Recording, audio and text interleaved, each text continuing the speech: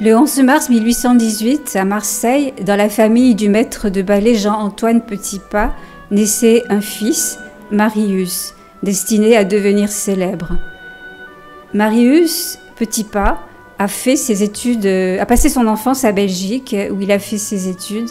Il a étudié au conservatoire et il a fait ses débuts sur la scène du théâtre de la Monnaie à Bruxelles. Ensuite, la famille Petipa est rentrée en France après la Révolution belge et Marius, comme son père, comme son frère aîné Lucien, s'est destiné à la carrière de danseur. Donc, il a fait des débuts de danseur assez peu glorieux. Il a dansé une saison ici à Bordeaux en 1843-1844 sur la scène du Grand Théâtre et puis il est parti en Espagne. Mais l'année décisive dans la carrière de Petipa, c'est 1847.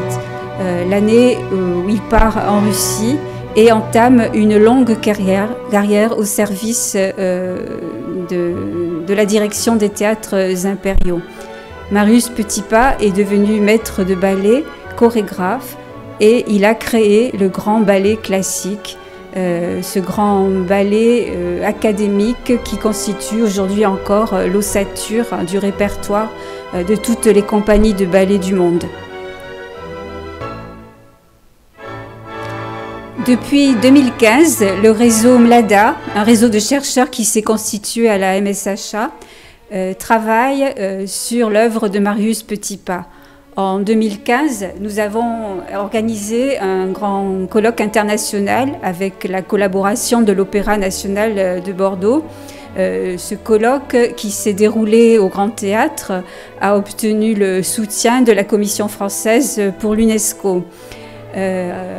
Depuis, nous avons publié les actes de ce colloque dans la revue toulousaine Slavica Occitania et de l'avis des spécialistes internationaux du ballet, cette publication constitue une contribution majeure à la connaissance de Petipa.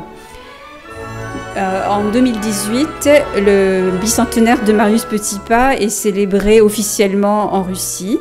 Au mois de mars, un colloque international a eu lieu à l'Académie du ballet russe Vaganova, la grande école de ballet classique mondialement connue. Et ce colloque a également accueilli des chercheurs du monde entier, principalement russes, français et italiens. En Russie, le bicentenaire de Marius Petipa a donné lieu à énormément de célébrations. Une gerbe a été déposée sur sa tombe à l'alors Alexandre Nevsky. En France, une exposition a été organisée au Centre national de la danse. Et ensuite, nous préparons les publications sur Marius Petipa, la publication de ses écrits personnels, les mémoires et le journal qui vient de paraître aux éditions de la Maison des sciences de l'homme d'Aquitaine.